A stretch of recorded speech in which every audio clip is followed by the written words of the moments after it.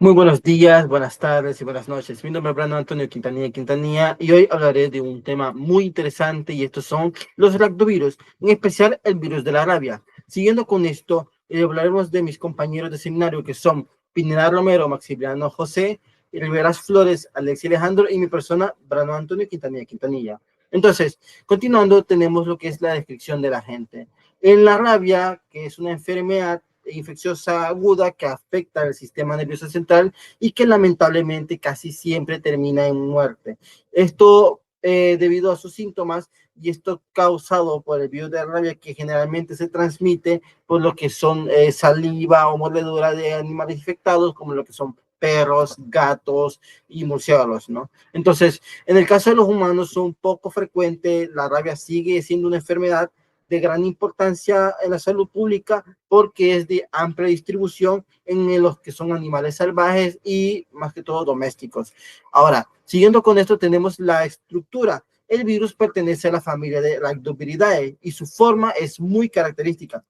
Más que todo, como podemos ver en la imagen, podemos ver que tiene forma de bala y también se suele diferenciar como una varilla alargada, ¿no? Entonces, esta mide aproximadamente entre unos 75 por 180 nanómetros y está cubierto más que todo por una envoltura membranosa con espículas o peplomeros que más que todo son pequeñas proyecciones de glucoproteínas y estas espículas son más que todo fundamentales porque permiten que el virus se adhiera o más que todo ingresa a las que son las células nerviosas.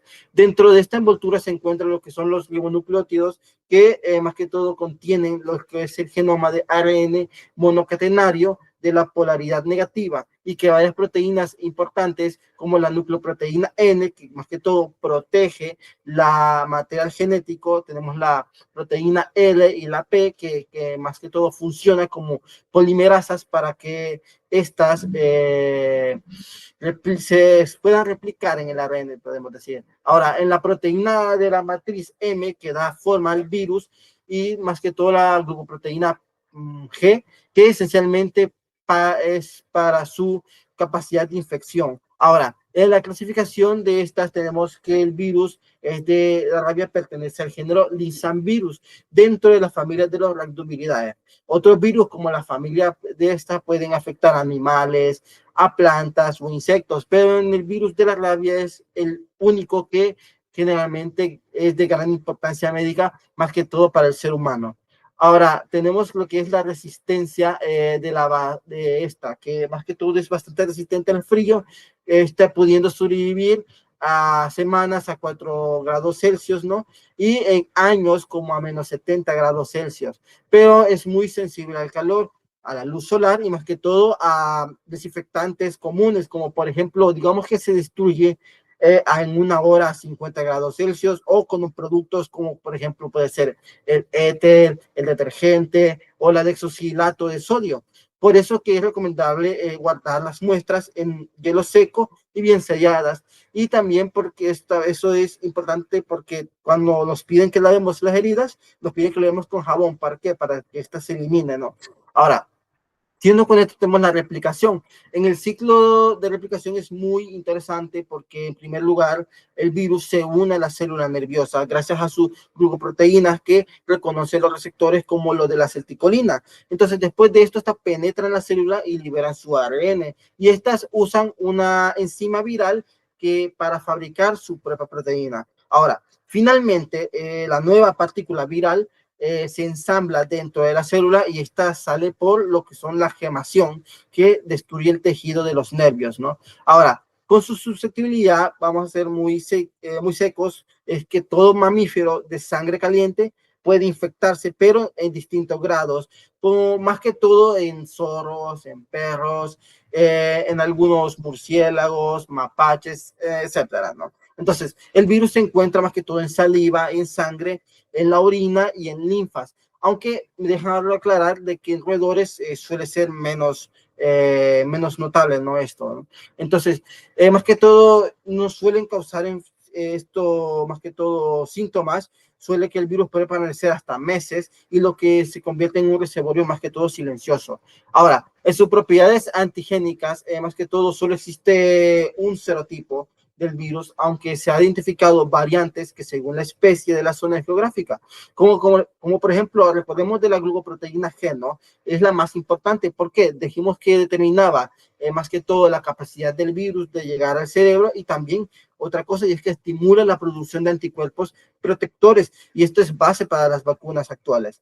Ahora, en la descripción de la enfermedad tenemos más que todo que la rabia es una encefalomielitis viral aguda, que lo que significa que la inflamación del cerebro o de la médula espinal es una de las pocas enfermedades infecciosas que casi siempre es mortal cuando aparecen los síntomas. En general, los primeros signos aparecen entre 1 a 3 semanas después de la mordedura. Al inicio, los síntomas son inespecíficos como fiebre, dolor de cabeza, malestar general, ansiedad o angustia, ¿no? A menudo los pacientes se sienten esa picazón, ardor o dolor en el sitio de la mordedura y esto indica que el virus está afectando los nervios. Luego aparecen lo que son síntomas más característicos como excitabilidad, espasmos musculares, aerofobia, que aerofobia es como el miedo a las molestias o la corriente de aire, también puede salir hidrofobia, que es el miedo al agua, pero de mala manera se dice así, y finalmente las personas sufren lo que es una parálisis, una convulsión o coma o incluso la muerte, ¿no? Entonces, siguiendo con esto tenemos la epidemiología. En la rabia es una zoonosis universal presente en casi todos los países, excepto la Antártida y en algunas islas aisladas, ¿no? Cada año se estima alrededor de 59,000 muertes en humanos, la mayoría es casi de Asia y de África, donde los perros domésticos es el principal transmisor y los niños y la población rural son las más afectadas. En América Latina, los programas, más que todo de vacunación masiva de los perros, impulsados más que todo por la Organización Panamericana de la Salud, o la OPS, ha logrado una reducción de un 84% en los casos humanos. Por ejemplo, en 2001 solo se notificaron 56 casos en toda la región. Ahora, en Estados Unidos la enfermedad se mantiene sobre todos los animales, más que todo silvestres, como murciélagos, zorros o zorrillos, ¿no? Y mapaches. Y los murciélagos son especialmente los importantes porque pueden transmitir el virus sin ser notados de la mordedura, ¿no? Aunque la transmisión entre humanos es extremadamente rara, como dijimos anteriormente, ya que se han registrado casos de trasplantes de órganos, exposiciones a aerosoles de la cueva de los murciélagos o por personas médico. Por eso es importante tener una medida de protección cuando se atiende a un paciente que se sospecha de rabia. Ahora, siguiendo con esto, tenemos la epidemiología de la rabia en El Salvador, ¿no? Según el MinSal. Ahora, la rabia ha representado un problema de salud público en El Salvador durante varias décadas, afectando tanto a los animales como a los seres humanos. Según los registros epidemiológicos del Ministerio de Salud, el MinSal y el Ministerio de Agricultura y Ganadería, el MAC, más que todo el comportamiento histórico muestra que las altas incidencias del pasado, como notables reducciones de los últimos años, en lo que se muestra en una gráfica historia de 1963 a 2022, se observa que durante esas décadas de 1980 y 1990, los casos de rabia en animales alcanzaron cifras elevadas, ¿no? La mayoría de los números de casos de animales fueron en 1996, que fueron entre aproximadamente 313 casos, en 1997 269 y en 2004 como unos 252 casos, ¿no? En cuanto a la rabia humana, los registros muestran que en una marca de descenso, siendo en 2008 los últimos años que se reportó el caso de humanos en el país con rabia, ¿no? Entonces, a partir de 2010, los casos de rabia animal comenzaron a disminuir de manera sostenida, reflejando lo que es un impacto positivo en lo que son las campañas de vacunación antirrábica, la educación comunitaria y el control de la población canina. En estos últimos años, de 2020-2022, se han registrado nuestras cifras cercanas a cero, casi tanto que los humanos como los animales lo evidencian como el control epidemiológico muy estable. Ya para aquí el 2025, en El Salvador se mantiene una situación epidemiológica favorable, sin casos reportados desde hace más de 15 años y con una tendencia sostenida hacia lo que son la eliminación de la rabia transmitida por perros. No obstante, las autoridades sanitarias continúan más que todo vigilando esta rabia silvestre y reforzando las estrategias preventivas para así no restablezca un rebrote y especialmente en zonas rurales y fronterizas. Ahora, siguiendo con esto, tenemos lo que es la distribución. En la distribución, la rabia tiene una distribución mundial con más a promedio de un 65.000 a 87.000 muertes al año. Más que todo, las zonas con más casos es en Asia, principalmente en India y en China, y en África con alrededor de unos 27.000 muertes anuales, ¿no? En América Latina los esfuerzos de control han sido muy exitosos. La rabia humana transmitida por perros se ha reducido drásticamente desde 1981. En Europa los casos de zorros rojos también se disminuyeron gracias al uso de cebos de vacunas orales, y en Estados Unidos la variante del virus se mantiene sobre todo en mapaches, coyotes del sur y en el este del país, ¿no? Entonces, en algunas zonas del planeta ya son libres de rabias autónomas, como por ejemplo Australia, buena parte de Europa occidental y más que todo en el Caribe, que son regiones que pueden presentarse casos importados, ¿no? Ahora seguimos con lo que son los reservorios. En los reservorios tenemos principalmente mamíferos carnívoros que tanto son domésticos como salvajes. Entre ellos tenemos los perros, los zorros, los lobos, los chacales, las mangostas, los mapaches, por ejemplo, los murciélagos, que en países desarrollados el perro ese doméstico sigue siendo más que todo el principal, ¿no? El principal reservorio responsable de transmitir al ser humano, ¿no? En México, en América Central, América del Sur, son los murciélagos, más que todo vampiros y frutívoros, también los juega el papel importante. En cambio, en Estados Unidos, más que todo, y en Canadá, los murciélagos son insectívoros, son más reservados y más frecuentes, ¿no? Ahí, entonces, más que todo, los animales pequeños, como por ejemplo ratas, ratones, ardillas, conejos, rara vez, como dices, se infectan porque no presentan riesgo importante de transmisión. Y esta, a continuación, pasará a mi compañero. Gracias por su atención prestada. Buenos días, mi nombre es Maximiliano José Pineda Romero, estudiante del doctorado en medicina, y les voy a seguir continuando hablando sobre el tema muy importante que es el raptavirus, o también conocido como virus de la rabia, que es una enfermedad muy importante entre las enfermedades transmisibles y es muy infecciosa, una infección viral que ha acompañado al ser humano desde hace siglos. La rabia, como ya hemos venido hablando, es una enfermedad que afecta principalmente el sistema nervioso central, produciendo una encefalitis aguda que casi siempre termina con la muerte del paciente si no es tratado a tiempo o con un buen tratamiento o con un buen seguimiento del tratamiento. Y una vez que aparecen los síntomas, es una enfermedad zoonótica, lo que significa que se transmite a través de los animales a humanos, principalmente a través de mordeduras o contacto con saliva infectada. En mi caso me corresponde hablarles sobre el periodo de incubación, la que dice, la rabia afecta tanto a perros, coyotes, lobos, murciélagos o otros mamíferos, pero es el perro el que el principal reservorio. Su incubación es de 1 a 2 meses y tratamiento se transmite, perdón, sobre todo por mordeduras. Presenta 3 fases: prodrómica con fiebre y malestar, neurológica con hiperactividad o parálisis, y coma lleva a la muerte, manifestándose como rabia furiosa o hidrofóbica, que es característica por las personas que le temen el agua y no pueden tomar agua, la regresan el agua, o paralítica o morcillosa. Así que bien, hablando de periodo de incubación, el periodo de incubación es el tiempo que pasa desde la exposición al virus hasta que comienzan los primeros síntomas clínicos en la rabia. Este periodo es muy variable, pero en general va de 1 a 2 meses. Sin embargo, algunos casos pueden ser menor a una semana o incluso mayor a años. No hay un estigma que nos asegure en qué momento puede afectar o en qué momento no. Puede variar. Y únicamente hablamos de porcentajes, de proximidades de lo que más conocemos. Aproximadamente el 95% de los casos presentan un periodo de incubación menor a un año. Esta variabilidad depende de diferentes factores. Tenemos como primero el sitio de la mordedura, ya que cuanto más cerca esté del sistema nervioso central, más corto será el periodo de incubación.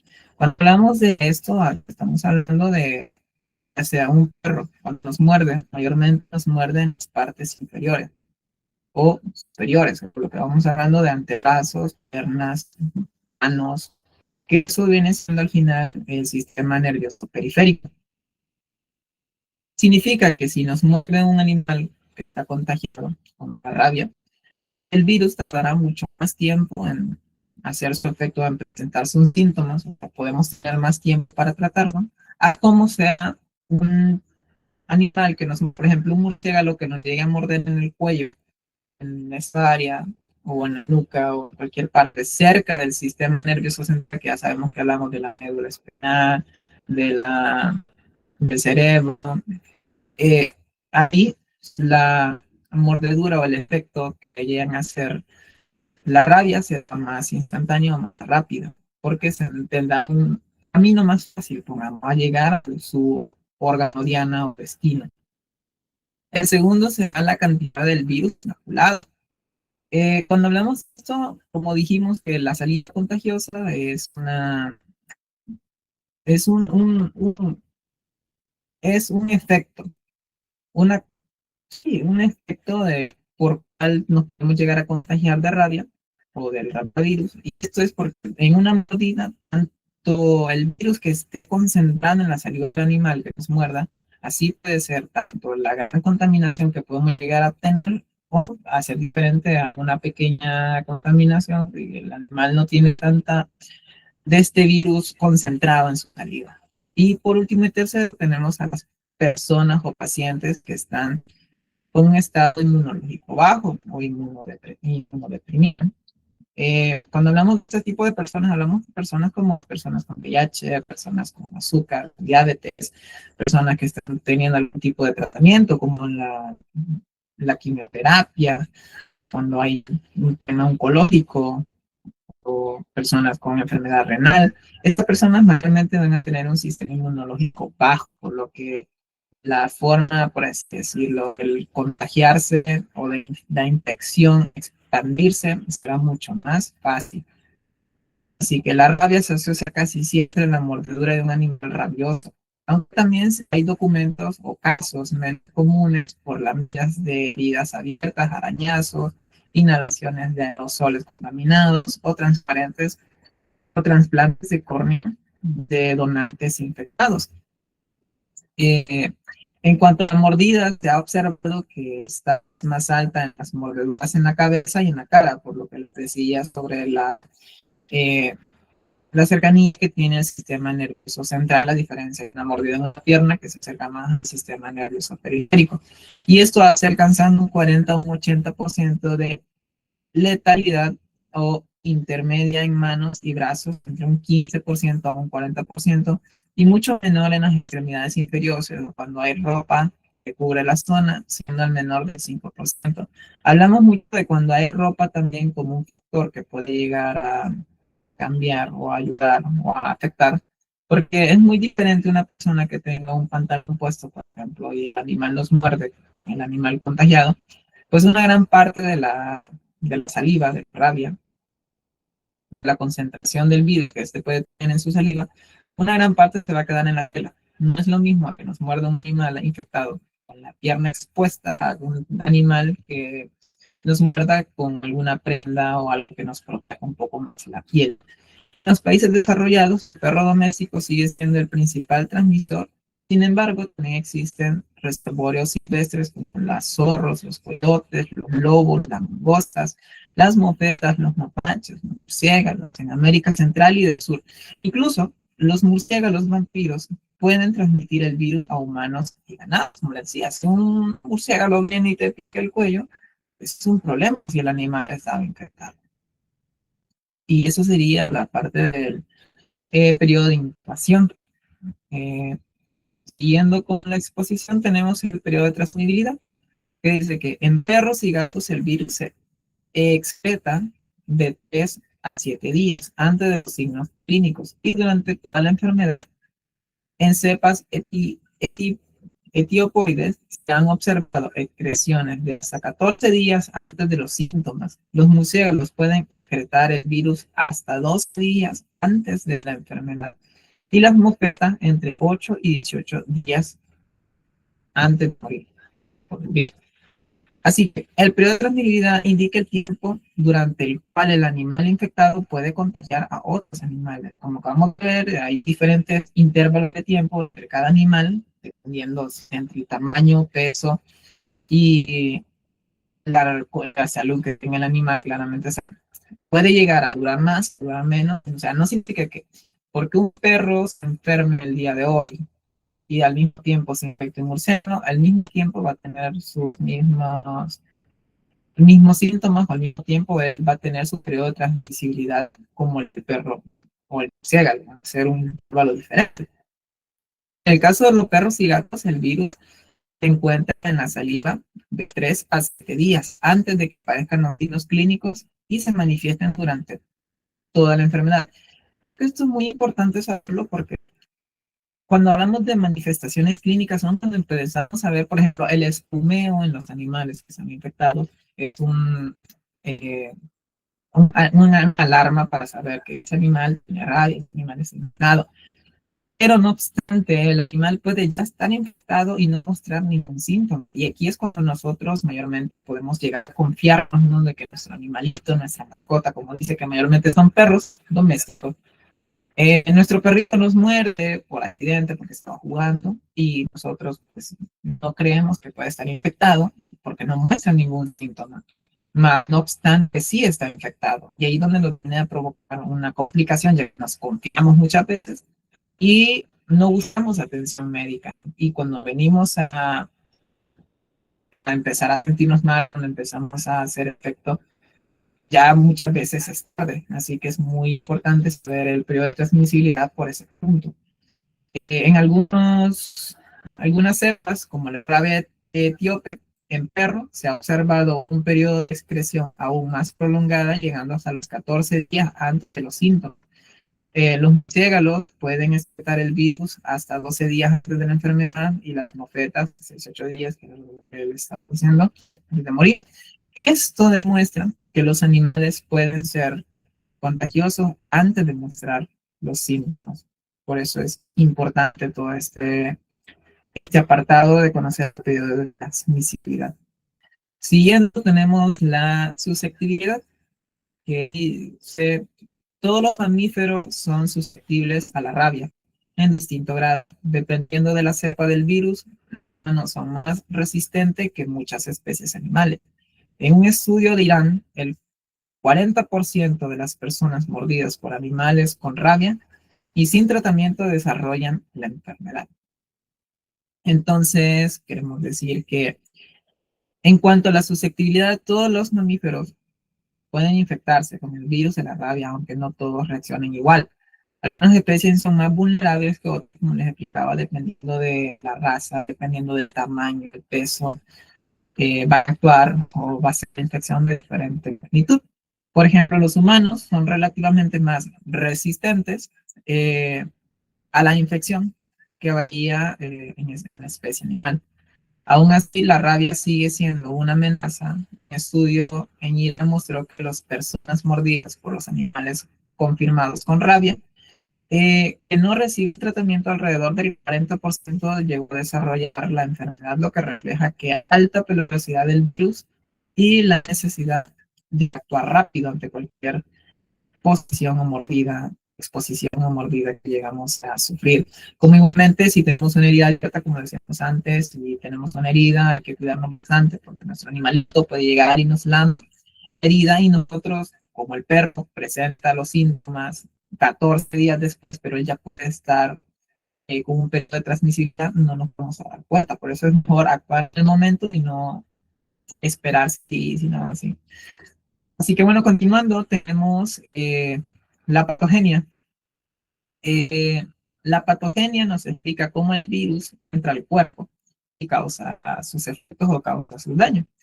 Después de la mordida de un animal rabioso, el virus entra al organismo a través de la saliva contaminada, se va multiplicando localmente, sea en los músculos o cerca del sitio de inoculación, que fue donde fue la mordida.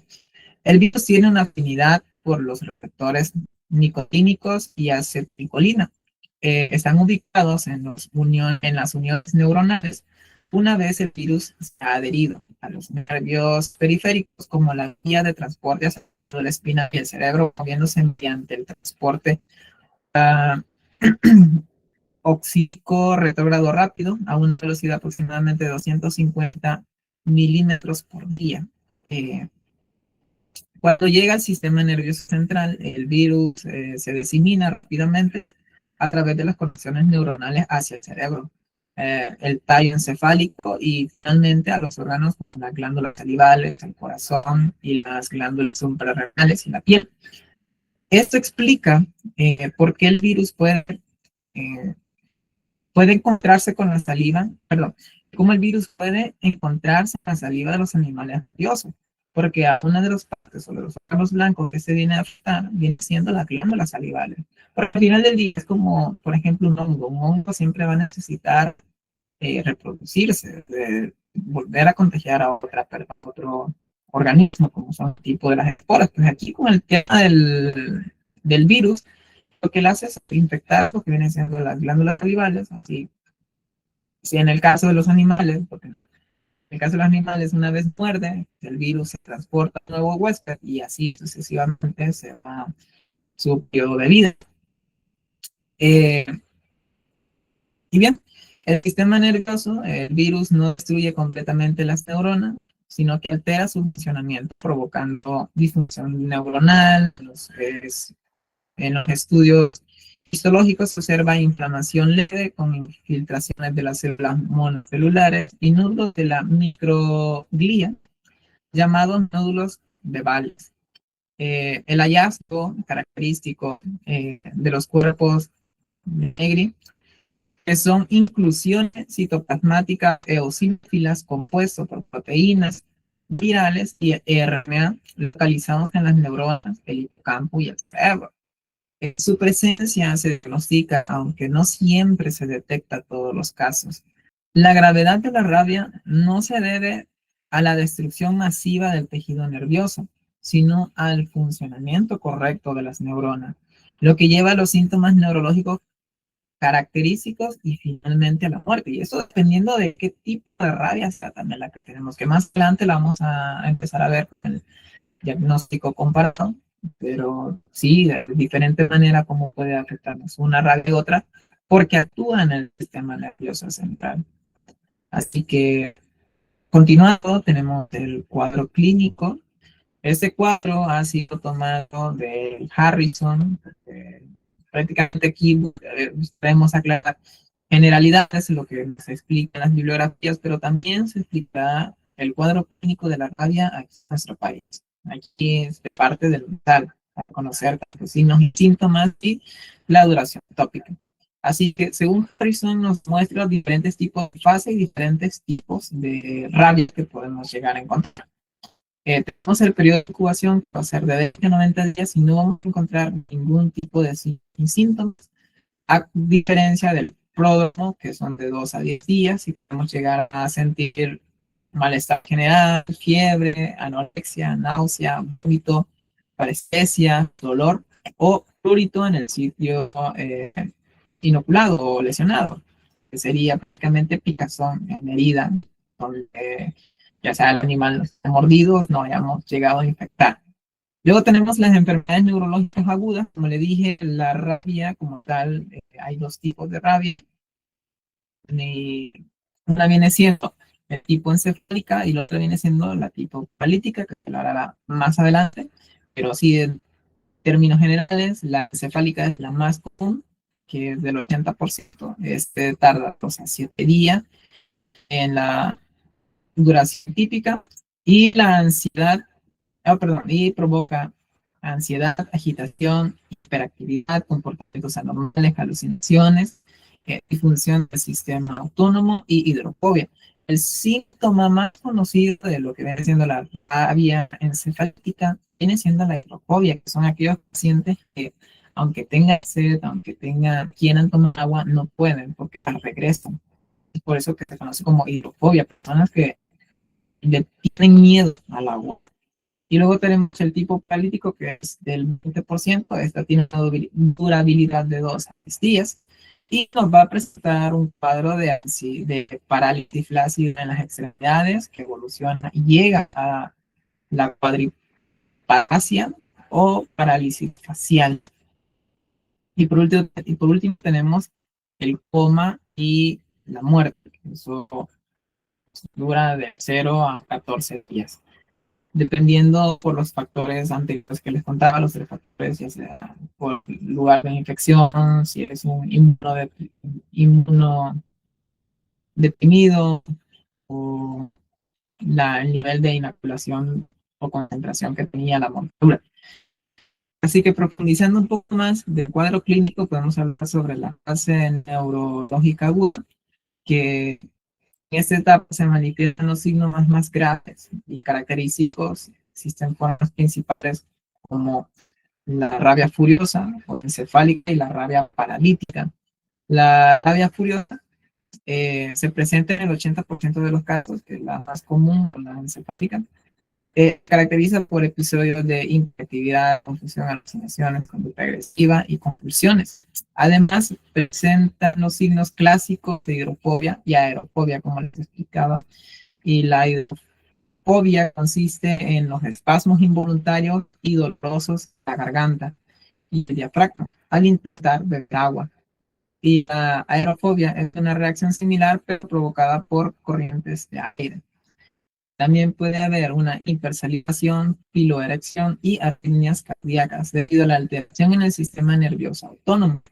Los pacientes alternan entre episodios de agitación extrema y periodos breve de calma que se acortan conforme la enfermedad avanzada.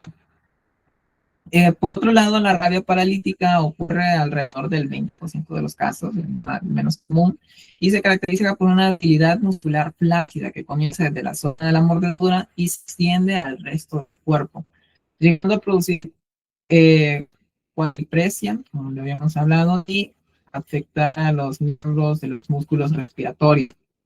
Esta forma puede confundirse con el síndrome de Guillain-Barré, por lo que es importante considerar la exposición al virus como antecedente clínico, que lo veremos más adelante en el cuadro clínico comparativo. La fase de coma, finalmente el paciente entra en coma y a pesar de los cuidados intensivos que la persona puede estar teniendo, la evolución suele ser fatal y por insuficiencia respiratoria cardíaca o ambas, el paciente eh, termina falleciendo. Ocurre generalmente dentro de los 7 días posteriores al inicio de los síntomas neurológicos. Y bueno, también así tenemos el cuadro clínico según nuestro país, El Salvador, sobre la rabia. Esto es lo que les explicaba en este momento. Y este sería el cuadro según el MinSal.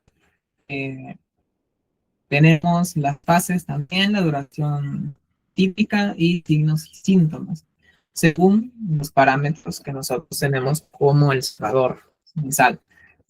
Entonces tenemos que fase 1, periodo de inoculación, en 2 semanas o 6 años, en un promedio de 2 a 3 meses. Dice que los síntomas, el virus se replica en el tejido no nervioso, viaja por el sistema nervioso periférico al sistema nervioso central. Tenemos el pródromo de 2 a 10 días. Igualmente, en el periodo de incubación no vamos a encontrar ningún signo ni síntomas, está completamente asintomático. En el pródromo tenemos de 2 a 10 días. Encontramos fiebre, malestar general, dolor, parestesia, hormigueo, picor o quemazón en el sitio de la herida, a comparación con el otro que únicamente era dolor y picazón, prurito, en el lugar donde ha sido la infección o la mordida. Aquí encontramos también hormigueo y quemazón. Tenemos también enfermedad neurológica aguda, que esta viene siendo más variable. La inflamación, progresión del cerebro, médula espinal, las enfermedades adoptan formas clínicas. Esta sería la rabia furiosa y la rabia paralítica. Como les explicaba, la rabia furiosa, aquí se tiene un intervalo del 70%, en el Harrison se tenía que era de un 80%. El tiempo de duración es 2 a 7 días y vamos a encontrar como síntomas y signos la hiperactividad, agitación, excitaciones, hidrofobia, que es el miedo al agua, la aerofobia, que es el miedo al aire, o bueno, al malestar en ráfaga de aire, y ansiedad con alucinaciones, y al final la cardiorrespiratorio, paro cardiorrespiratorio. Y en la rabia paralítica, que aquí es del 30%, es un poco mayor al porcentaje de Harrison, que era un 20%, tenemos que su duración típica va a ser de 2 a 10 días o más. E implica la parálisis ácida ascendente que inicia en el sitio de la mordedura, igualmente con el Harrison, progresa a cuadriplegia, coma y muerte, evolución más lenta y a menudo mal diagnosticada. Ya saben que muchas veces se llega a confundir con el síndrome de Guillain-Barré, ya se hablará más adelante de ello. Y tenemos la fase terminal o coma, que es de 0 a 14 días, y esto, el signo y síntoma será un coma profundo o fallo cardiorrespiratorio y muerte inevitable. Mayormente las personas o pacientes que llegan hasta este punto, ya hay poco que se puede hacer por ellas, porque ya el virus se ha operado muy o ha afectado demasiado el sistema nervioso, que ya se vuelve muy complicado de erradicarlo a ese punto. Así que mayormente ya no se espera otro tipo de diagnóstico que la muerte para esas personas que han pasado de enfermedad neurológica aguda por parte de la rabia. Y bueno, esos serían los parámetros que nosotros manejamos gracias al MinSal, lo que nosotros conocemos según el tratamiento a la rabia, que más adelante se hablará también sobre más indicaciones que tenemos de parte del MinSal sobre este tipo de virus, que es el rotavirus, conocido como rabia. Y bueno, continuando, tendremos el diagnóstico, que lo encontraremos dividido en 3 importantes partes para saber diagnosticar lo que viene siendo la rabia. Y es importante saber que el diagnóstico de la rabia tiende a ser bastante difícil, especialmente en aquellos países que el virus va a ser un poco desconocido. Aunque este virus, realmente ya las personas pueden tener una idea, es el virus de la rabia, no obstante, no conocen saber identificarlo correctamente, ya que se llega a confundir o a llegar a comparar con otra encefalitis, como viene siendo también la confusión con el síndrome de Guillain-Barré, que como les decía, con lo que viene siendo la rabia paralítica, que es la que se tiende a confundir y al mismo tiempo es la que más debería tener más atención. Y eso se da porque se confunde con la enfermedad o bueno, con el síndrome de Guillain-Barré. Y bien, como punto número 1 tenemos estudios rutinarios, que son los hemogramas, que usualmente son normales, PCR, que hablamos del líquido cefalorraquídeo, que podemos encontrar leucitosis mononuclear más una elevación en proteínas, imagen CT, MRI. Cuando hablamos de MRI son resonancias magnéticas, tomografías. Normalmente son normales o hallazgos inespecíficos, como también electrocardiogramas, anormalidades inespecíficas. Como punto 2, tenemos muestras útiles para diagnosticar, para el diagnóstico específico. Podemos tomar una muestra de suero LCR o saliva fresca. LCR normalmente, le repito, que es líquido cefalorraquídeo. Biopsia de la piel o de la nuca. Antígenos de nervios foloculares, antígenos de nervios foloculares y tejido cerebral rara vez en vivo. Y tenemos el método número 3 para poder diagnosticarlo. Es con anticuerpos neutralizantes, diagnóstico si el paciente no ha recibido ningún tipo de vacuna, RT-PCR. Cuando hablamos de la RT-PCR, estamos hablando sobre la reacción en cadena de polimerasa transcriptasas inversa. Es una prueba molecular que detecta directamente el material genético del virus de la rabia, que es un ARN de una cadena simple. Primero, el ARN del virus se convierte en ADN mediante una enzima llamada transcriptasa inversa. Luego del ADN se amplifica millones de veces por medida del PCR, lo que permite detectar y confirmar la presencia del virus incluso en cantidades muy pequeñas. O en continuación tenemos también inmunofluorescencia directo al DPA. Es otra de las pruebas más importantes para el diagnóstico de la rabia. Es llamada la prueba de inmunofluorescencia directa, conocida por sus siglas en inglés DPA, que significa Direct Fluorescence Activity Test. Esta prueba se basa en el uso de anticuerpos específicos contra el virus de la rabia, que están marcados como una sustancia fluorescente. Y cuando estos anticuerpos se aplican sobre la muestra, contienen un virus, se unen al antígeno viral y al observar bajo el microscopio muestran una fluorescencia que se puede ver en el brillo verdoso característico que se confirma la presencia del virus. Y así serían las tres maneras en las que uno o nosotros podemos llegar a identificar de manera eficaz o correcta el diagnóstico de la rabia, sin dejarnos llevar únicamente por los signos y síntomas que podemos ver y llegar a confundirlos con otro tipo de patología, como también puede ser un síndrome. Así que esa ha sido mi parte, esta participación, y la dejo a continuación con mi siguiente compañero. Muchas gracias. Bueno, ahora continuaremos hablando un poco de lo que sería el diagnóstico diferencial, y este nos dice que diagnosticar la rabia puede ser difícil si no se conocen antecedentes de exposición a un animal, o por ejemplo si la víctima pues no recuerda qué ha ocurrido, por ejemplo si lo ha mordido un murciélago o no recuerda que ha tenido un encuentro con algún animal que esté infectado. Esta se diferencia pues de otras infecciones que presentan síntomas neurológicos similares. Algunas de las enfermedades con las que puede confundirse puede ser, por ejemplo, la encefalitis por herpes simple o el arbovirus. La rabia a menudo va a iniciar con síntomas neurológicos en el sitio de la mordedura y afecciones en lo que sería el tronco encefálico mientras el paciente pues aún está consciente. Otro sería lo que es la encefalomielitis posinfecciosa. Puede ocurrir después de infecciones como lo sería la gripe o el sarampión, o también después de una vacuna antirrábica de tejido nervioso.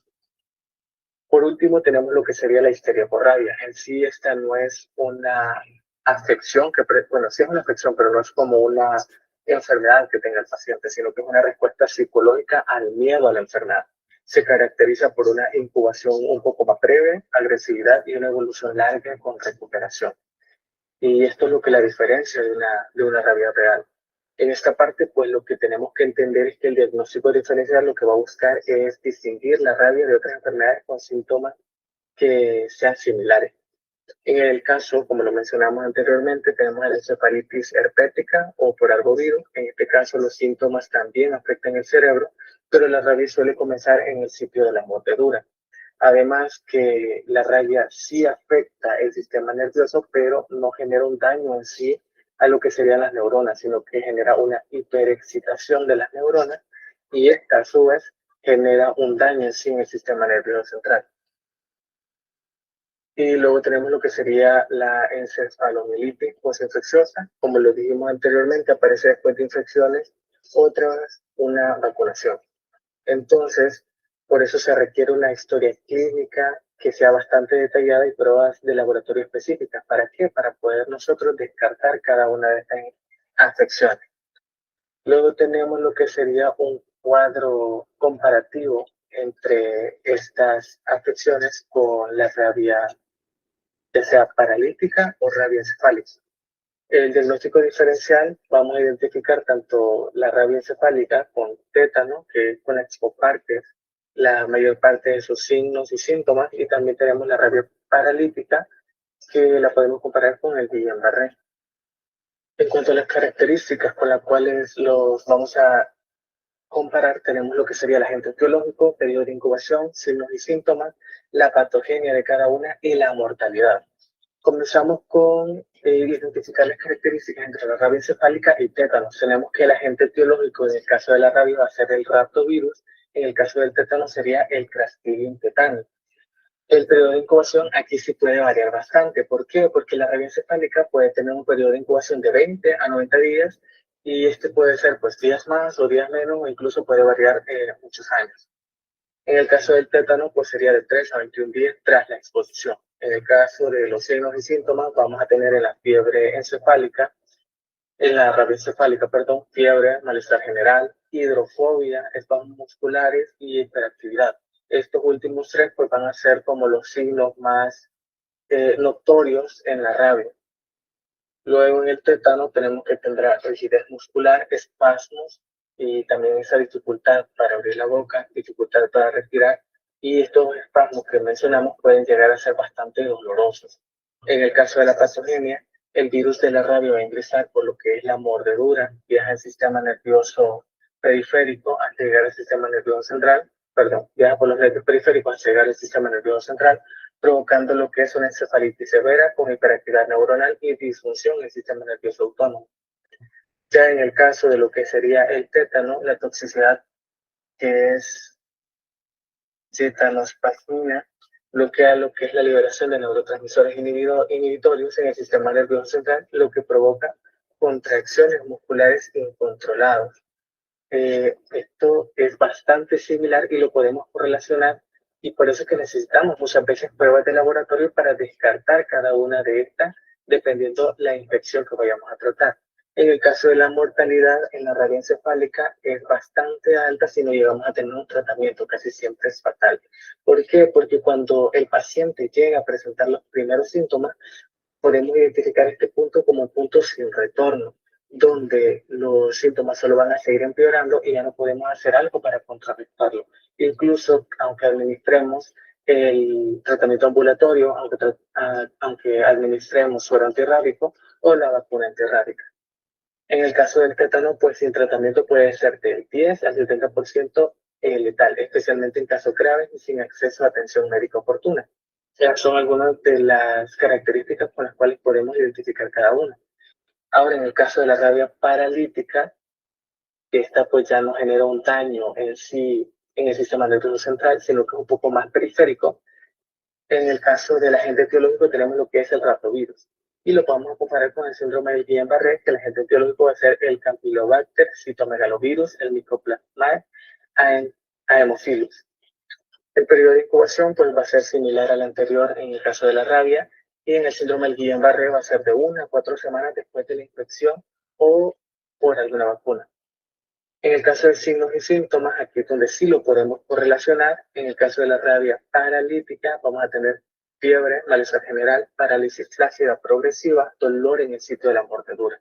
Y en el Guillain-Barré, debilidad muscular, parálisis ascendente, parestesia, que va a ser como ese hormigueo, dolor muscular. Aquí lo podemos correlacionar más que todo con la parálisis que nos va a generar cada una de estas. En el caso de la patogenia, pues también lo podemos correlacionar bastante, porque el virus también baja por los nervios periféricos, pero en lugar de afectar el cerebro, lo que destruye son los nervios motores, resultando en una parálisis flácida progresiva. Y en el caso de Guillain-Barré, es prácticamente un trastorno autoinmune, no es una infección viral ni nada, donde el sistema inmunológico lo que ataca es la mielina. Recordemos que la mielina es esa cobertura que tienen los nervios para protegerse. Y la que va a dañar pues, va a ser de los nervios periféricos, provocando una desmielinización y retraso en la conducción nerviosa. Muchas veces este daño llega a ser tan progresivo que no podemos contrarrestar los efectos que genera. Y muchos de estos pacientes pues llegan a vivir con cepas que les dejan esta misma enfermedad y les toca adaptarse a este nuevo estilo de vida. En el caso de la mortalidad, pues la rabia paralítica es similar a la anterior. Al llegar al punto sin retorno, ya no vamos a tener un tratamiento para poder contrarrestar estos síntomas. En el Guillain-Barré, pues va a bajar con tratamiento, aunque pueden haber secuelas neurológicas. Bueno, ahora que sabemos un poco de sus características, hablemos ya de su tratamiento. No hay un tratamiento curativo establecido. Hay muchos intentos con lo que serían los antivirales, como lo podemos ver en la imagen, y también con ketamina, y también con el coma inducido, y muchas veces estos han fracasado. En el caso del coma inducido, pues solamente lo utilizamos como una estrategia paliativa. ¿Para qué? Para que el paciente no le toque vivir todos aquellos síntomas que conllevan esta enfermedad. ¿Por qué? Porque recordemos que la finalidad de esta enfermedad, cuando ya se presentaron síntomas, sí o sí es letal. La rabia, pues, prácticamente es letal una vez aparecen los síntomas, como lo hemos dicho, y se han aprobado varios protocolos para el manejo actual. Y normalmente estos protocolos o estos tratamientos son prácticamente paliativos. La clave es en prevenir antes de que estos síntomas inicien. Ahora hablemos acerca del tratamiento que nos da el MinSal. En este caso, pues tenemos dos tratamientos tanto de primera como de segunda elección. En el tratamiento de primera elección tenemos el trimetoprim sulfametoxazol. Tenemos dosis tanto en adultos como dosis pediátricas. En adultos la presentación será de 160 y 80 miligramos cada 12 horas por 10 días. En la dosis pediátrica las presentaciones irán de 40 a 200 miligramos y se debe administrar según el peso del paciente, o sea, 10 miligramos por kilogramo de peso al día en base al trimetoprim, cada 12 horas por 10 días. Los fármacos de segunda elección, pues vamos a tener la claritromicina, 500 miligramos vía oral cada 12 horas por 10 días. Y la dosis pediátrica pues será de 15 miligramos por kilogramo de peso al día por vía oral cada 12 horas por 10 días. Ahora, en el caso del manejo hospitalario, el medicamento en elección será la ampicilina y el sulbactam, que será 100 miligramos por kilogramo de peso al día, y ahora ya no lo vamos a administrar por vía oral, sino por vía intravenosa. Será cada 6 horas por 7 a 10 días. También tenemos algunos medicamentos alternativos. Esto es cuando ya no tenemos ni de primera ni de segunda elección, y en el manejo hospitalario pues no tenemos suficientes o no tenemos el recurso adecuado para administrarlo. También podemos utilizar lo que sería la ceftriaxona, 50 a 75 miligramos por kilogramo de peso al día. También lo vamos a administrar por vía intravenosa cada 24 horas por 7 a 10 días. La dosis máxima será de 4 gramos más. Y la clindamicina será de 10 a 20 miligramos por kilogramo de peso por dosis, y también lo vamos a administrar por vía intravenosa. Será cada 6 o 8 horas dependiendo de la gravedad de la herida, y por 7 a 10 días por dosis. En adultos pues tenemos 300 miligramos cada 6 horas vía oral por 7 a 10 días. Ahora tenemos lo que sería el suero antirrábico homólogo. Aquí tenemos las diferentes indicaciones que nos da el MinSal. Tenemos que se debe indicar siempre en caso de riesgo alto, principalmente exposiciones graves, de preferencia administrar simultáneamente con la vacuna antirrábica. También cuando existen heridas múltiples y el volumen del suero antirrábico es insuficiente para la infiltración de todos los sitios, puede diluirse en el suero de solución salina normal. Eso significa que es cuando el paciente ha tenido demasiadas heridas, y estas heridas pues le van a generar esta infección. También pues se debe aplicar en una dosis de 20 por límite superior por kilo de peso de suero antirrábico para todos los grupos de edad. Se aplicará intralesional, aplicar en los tejidos circundantes a la zona de la herida. En el caso de niños con un peso mayor a 20 kilogramos y en adultos mayores que lleguen a tener un peso de 29 kilogramos de peso, la aplicación de suero será de manera fraccionada. Nunca vamos a administrar el suero antirrábico en la misma jeringa que la vacuna, ni tampoco en el mismo sitio anatómico de su aplicación. La dosis máxima del suero va a ser de 15 mililitros, 150 límite máximo sobre 2 mililitros, o 7.5 frascos de suero antirrábico prácticamente. Ahora sí tenemos lo que sería la vacuna antirrábica, y aquí tenemos las diferentes indicaciones que nos da el MinSal también. Se aplicará según la gravedad de la herida, condición del animal agresor y condiciones en que se llevó a cabo el accidente. Por eso es que es importante lo que es el diagnóstico diferencial anterior a la administración de esta vacuna. También si está indicada, debe aplicarlo pues lo antes posible. El esquema va a ser de 4 dosis en los días 0, 3, 7 y 14. Serán 4 dosis. La vacuna debe administrarse por vía intramuscular en la región deltoidea. También que en los pacientes lactantes menores de 2 años deberá utilizarse la región del músculo, que sería la cara anterolateral del tercio medio. En situaciones especiales pues vamos a utilizar el área deltoidea. Otro punto importante es que en caso que el animal agresor esté sano y días después del accidente, vamos a suspender la aplicación de la vacuna. Recordemos que la vacuna pues se fracciona en dosis. Y esto lo va a hacer pues el médico tratante, y también otra acción que va a hacer pues será cerrar el caso como tratamiento terminado. Y por último, el médico debe cerrar el caso en el expediente al finalizar el tratamiento. En resumen, pues el tratamiento según el MinSal se basa en la profilaxis post-exposición. ¿Por qué? Porque es la que nosotros vamos a estar en contacto en el área clínica. En sí, pues se va a lavar la herida, se aplica la vacuna si es necesario. Además, también podemos administrar inmunoglobulinas. Prácticamente este protocolo ha sido clave para poder reducir los casos en el país.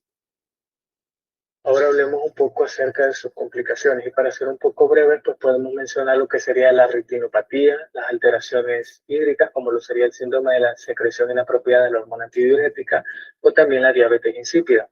También podemos presentar algunas afecciones como lo sería neumonía, infecciones urinarias o también úlceras.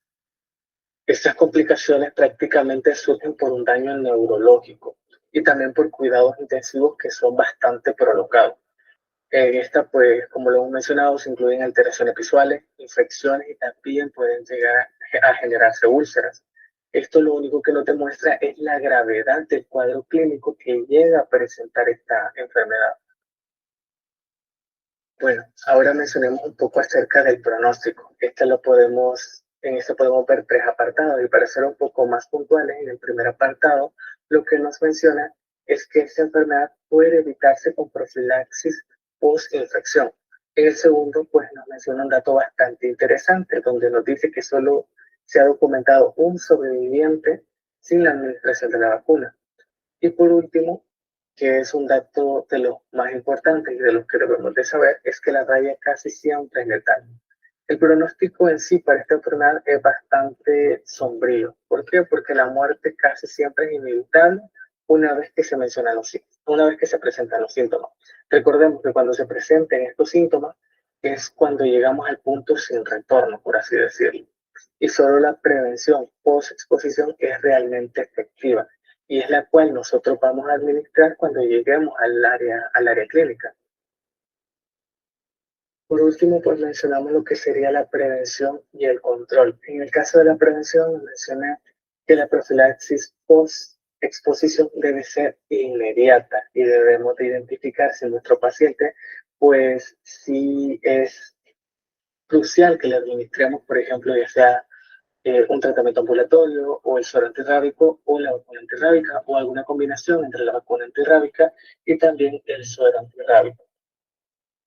Y también tenemos el control, que nos vamos a guiar más que todo del tratamiento que nos proporciona el MinSal, que ya sabemos que va a ser una vacuna que va a estar fraccionada en 4 dosis, que se va a administrar por vía intramuscular, y que la vamos a aplicar en los días 0, 3, 7 y 14. Aquí también tenemos los diferentes factores que nos permiten administrar esta vacuna, o también los diferentes factores que están contraindicados para esta vacuna. En síntesis, pues podemos decir que la prevención es esencial. La vacuna aplicada tras la exposición normalmente es altamente efectiva, además que la vacunación en animales domésticos pues va a ser vital para poder reducir los casos en humanos. Y pues con esto concluye la exposición sobre lo que sería el ratovirus. Recordemos que es una enfermedad mortal, pero es totalmente prevenible. Esto, con una educación y una vacunación adecuada, podemos llegar a hacerle frente a esta enfermedad.